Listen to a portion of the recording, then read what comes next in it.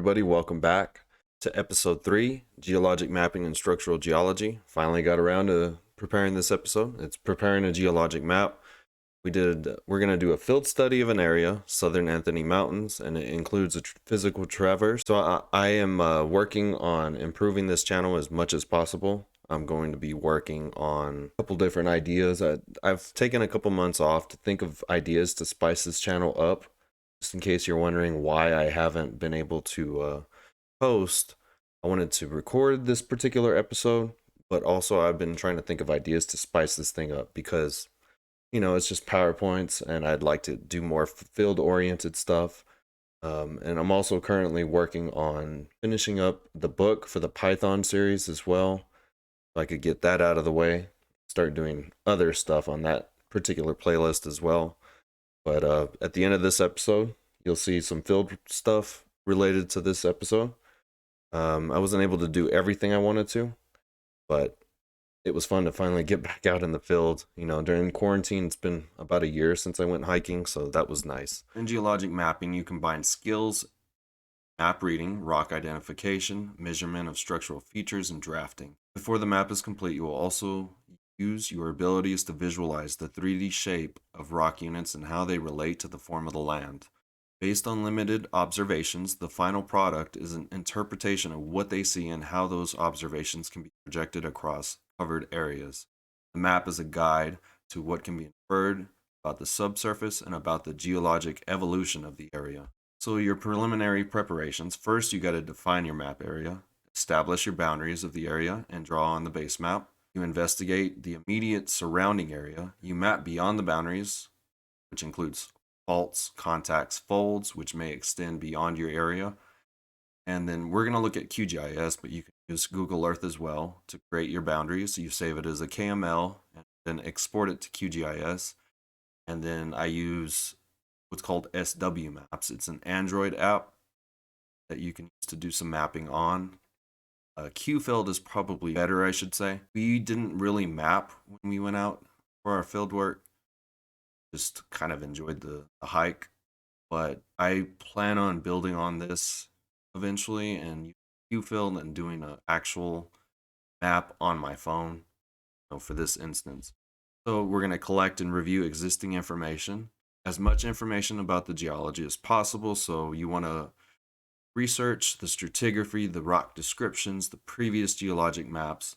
We'll also look at the geologic map and stratigraphy on the next couple of slides. And you got to select a base map, use topographic base map for your final map. But for your draft map, you can use an aerial or ortho photograph and then notate where any photos are taken.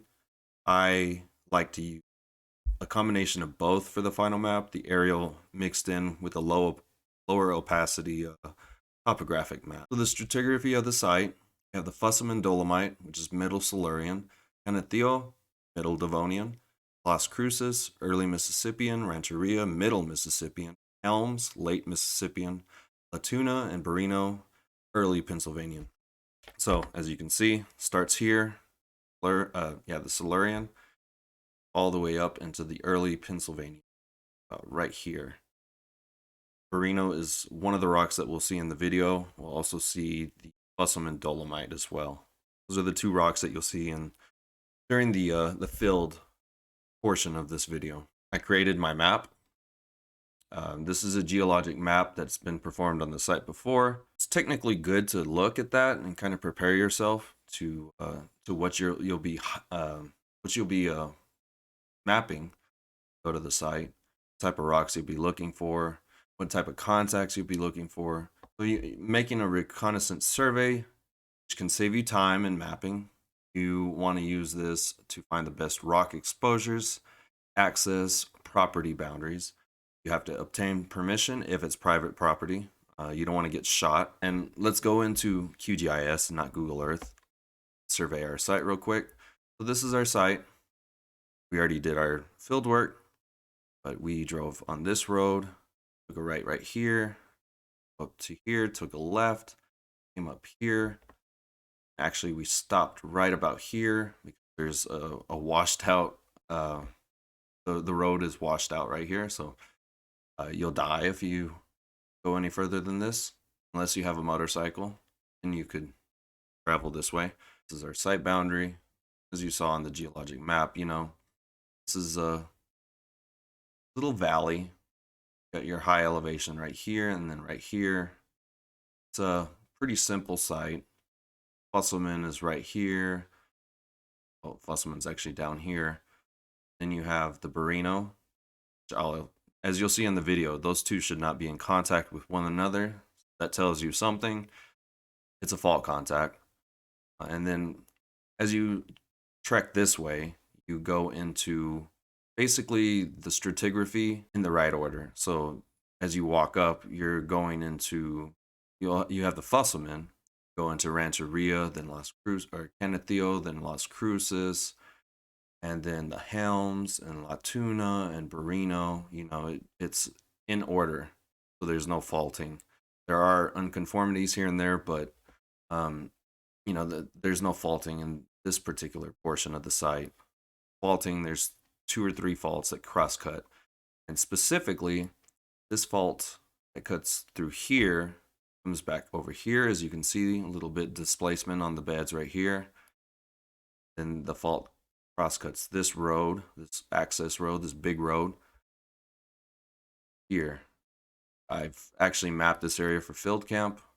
I didn't map it this time. I think eventually I would like to. So collecting and recording observations, decide where to collect data, depends on how extensive exposures of rock are in the area, access to those exposures, and the amount of time you must complete the mapping, and you can never have too much data. Few widely spaced observations may be sufficient, so you don't want to take a bunch of strike and dips in one area and ignore the rest of the area. You want to kind of spread out your strike and dips. Your primary objective is to identify and locate contacts between rock units. When you're making your traverses, you can either follow specified traverses or you can find and trace contacts. For me, personally, I like to use streams initially on my first day and use those to map where contacts are, and then the harder, the more difficult hiking and mapping portions I'll save for the next day or the day after that, depending on how much time you have. I only had one day and it was only like 4 hours. Not enough time to map the entire site anyways. And if the structure is complex, it may be necessary to trace out the contacts. So in that area I was talking about where Burrino and Fusselman are in contact, you'll definitely want to trace that contact further than I did, that you'll see in the video. You can use roads, streams, ridges, or slopes on your traverse. Think about the advantages and disadvantages of each. Roads, will those take you to good outcrops? Probably not. Streams, they are good to find the contact points or the contacts between rocks, but they're not good for taking strikes and dips. Something you have to think about. Ridges, good for strikes and dips, but difficult to hike up. Same with slopes. Obviously, ridges, you can't really hike up unless you find other avenues. The traverse that we did, walked across this, parked here, walked across this, went around, and came up here to look at the Rancheria, which I did not include in the video. I will definitely be talking more about sedimentary rocks, which all the rocks in this area are sedimentary. We're going to be talking about describing sedimentary rocks. I want to return to this site and use that episode to talk about how to describe sedimentary rocks. And when you're collecting and recording observations, you obviously want to have your field notebook, as you'll see on the right side. You want to trace your contacts. You can either follow the contact or zigzag across a contact. And obviously these can be time consuming. For me, I just walk up and mark where contacts are as I go up. And then when I'm coming back down, down a stream, I'll mark the contacts again and then just connect the points. And as a rough draft, that obviously will work. You want your contact lines to match or be parallel to the rule of V's, topographic lines. You definitely want to take those into account when you're completing your final map. You want to record observations, a field notebook that is water resistant. So I believe this is a Right and Rain brand field notebook. Those are one of the best. You want to record your key number, your date, your location of point, complete description of rocks, strikes, dips, structural features, etc. I like to use waypoint numbers. On your paper map, you mark a 1, and that can be, a certain rock that you see that you did a stratigraphic column for example. And obviously that's their stratigraphic column right here. That's a good way to create a description for a sedimentary rock. And you mark it on your paper map, and you can basically key it in your field notebook and tie it to your paper rough draft map. You want to have your base map and clipboard, and you want to have keynotes you take to a point on the base map like I talked about.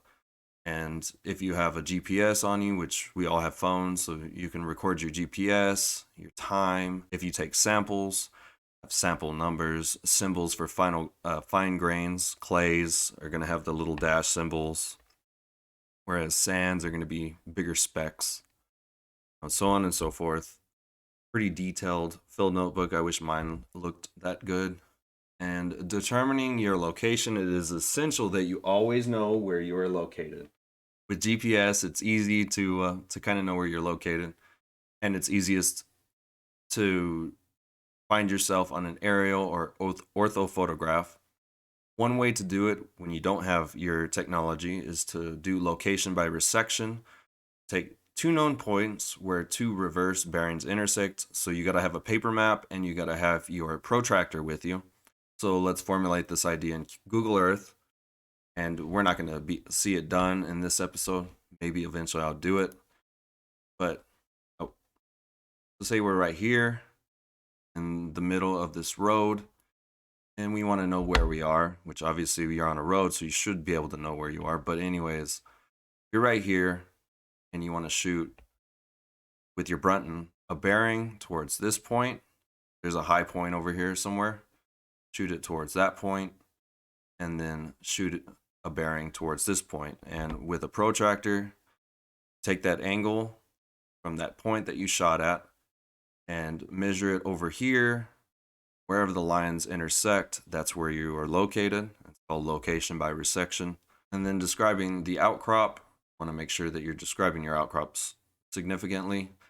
And that leads into the next episode. But you have formations, groups, members, beds, laminae, and lenses. So when you're doing what's called a stratigraphic column to create a great description of, well, these are all carbonate rocks, sedimentary carbonates. Stratigraphic columns are such a great way to create a beautiful description.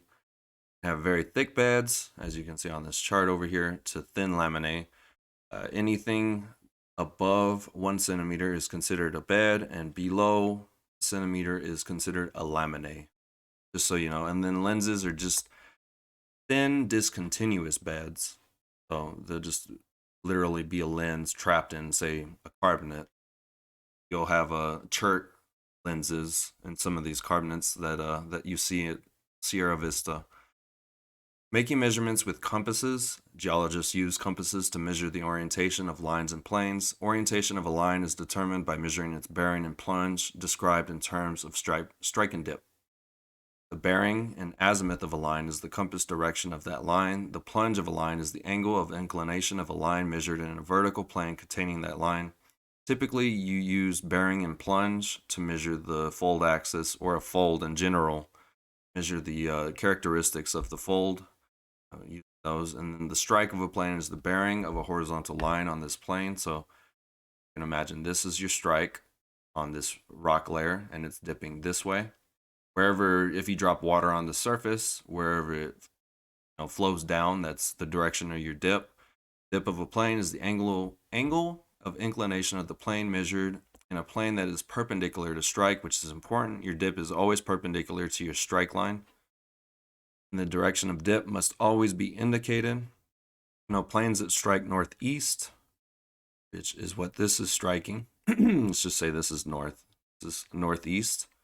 It may dip either southeast or northwest. So it could dip this way. Obviously, not with this bed, not with this rock, but this one is dipping southeast in this case. Common problems in measuring strike and dip: identifying bedding. Difficulties may arise when changes in composition are slight, when units are thick, massive beds are hard to see, or when bedding may be confused with rock cleavage or even fractures. When I was early in my geologic education, I definitely struggled with understanding what bedding planes looked. I would confuse them with fractures. Finding a horizontal line on a bedding plane. The bubble on the Brunton can be used, and make sure you use a flat surface. On the rock you're trying to measure strike and dip on, indicate your correct dip direction. Use your right hand rule. If the plane dips to your right while you face northeast, the plane must dip southeast. Northwest, plane dips to your right, northeast dip. Sighting along the strike, you will be unable to see the top or bottom surface of a bed. So compiling field observations on the base map. The book uses point information, as you can see on this page right here. Then they, they collect this data, and then when they get back from their field mapping, they'll just connect the points. They'll have this keyed in their field notebook.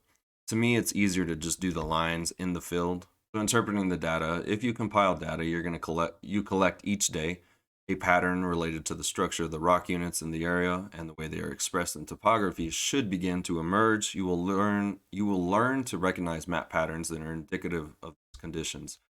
In general, look for the following to help diagnose regional structures from compiled map data. So gradual changes in strike dip suggest warping or presence of folds. Abrupt changes in rock units along strike suggest presence of a fault or unconformity. Indications that beds are upside down suggest faults or strong folding. In a normal stratigraphic section, younger beds lie above older beds. Any reversal of order suggests faulting or folding. You'll see in the video that we have Burrino, Fusselman anywhere near each other in the stratigraphy. Large fault putting somewhere through those two. The omission of beds suggests faulting or unconformity, like I said. If rock units are duplicated without changes in dip, it's a reverse thrust fault. And most faults are not well exposed. And the fault that you'll see in the video is not that well exposed. It's a very old fault and eroded, but you can tell by identifying the rocks. So your final map checklist, you want to make sure you have your title down here, Geology of Anthony Quadrangle, Doña Ana County, New Mexico. Scale, which is right here at the bottom. You're not going to be able to see it. It's not zoomed in enough. North arrow is right here. Stratigraphic column is here in this area. Your authors, which I think this under the title. Strike dip symbols, it's not zoomed in enough, but yes, there are strike dip symbols on this map. Traces of axes of folds and faults. I know that there's a fold right here in this area. It's a drag fold from a normal fault. Symbols used to identify formations. So you have these keyed to the map. You know what rock you're looking at when you're looking at your key and your map. You want to make sure the colors match each other. And then you want to be able to identify patterns in relation to your map. And then you have cross sections right here. There's 3 lines of cross section. One right here, and other one, 2, 3 cross section lines in this area. So let's hit the fill. Welcome back, Essentials. We are here at the Fusselman Dolomite, and this is the first rock we're seeing here at Sierra Vista in New Mexico. Beautiful day. And so the Fusselman is a dolomite. It represents the return of an epieric sea after regression. It's free of terragenous or land materials such as sands, and it's thick, massive, and complexly jointed. It's almost pure dolomite. It's white to dark gray. Its particles are 0.2 to 1 millimeter in size, and it's even grained, which means it's micritic. It weathers brown with vein-like networks of chert and chert nodules, and it was deposited far offshore in a shallow sea. Corals are a common fossil you'll find here in the Fusselman, and the corals represent a warm, shallow sea. That's where they lived during the Paleozoic. And you have a lack of detritus or land derived materials, which means a calm sea or restricted circulation by reefs. And in some cases you can find stromatolites and bioherms. And another common characteristic of Fusselman is the fact that it has fenestral fabric. Fenestral fabric is basically algal farts, and they create these bubbles on the surface of the rock. At the time it wasn't a rock, it was sediment, but you had this algae basically putting off gas and created these bubbles, and you can see that in this rock. And another thing is that some of this material was fragmented and then re-cemented together, so it has a very fragmented look to it. It's probably shattered bioherms, most likely, and then re-cementation occurred. All right, so we're sitting on a normal fault, the large normal fault that cross-cuts this entire site. This is the Burrino right here on your right side, and we have the Fusselman down here. Those two should not be in contact with one another. One is from the Silurian, the other Burrino is from the... That's a lot of geologic time missing. We're sitting on a normal fault right here. You have the Fusselman and then the Burrino, and obviously this is your uplifted block, down-dropped block. And then the Burrino, in terms of the description, it's characterized by brown banded outcrop, which you can see right here, identical to the Latuna in the sense that it's dense crinoidal, dark gray limestone with aphanitic black chert nodules. This one actually can contain, in some places, wood fragments from trees being dropped into the ocean through erosion and being deposited with the limestone, which is pretty cool. And then you have alternating beds of shell and limestone with the Burrino, and this is the youngest rock in the area.